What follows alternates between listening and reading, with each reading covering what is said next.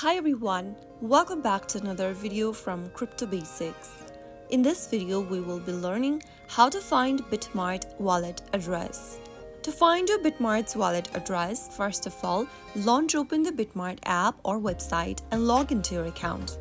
Either way, once you're inside the home page, go ahead and tap on the deposit button at the top left. Now, find and select the cryptocurrency you want to get the wallet address for. After you are done choosing, select one of the networks from the list. Ensure the network that you choose to deposit matches the withdrawal or your assets may be lost. Select your network carefully and click on Confirm. On the next page, it will show you your network, your wallet address, and your location where you want to deposit. Tap the Copy button right next to your wallet address.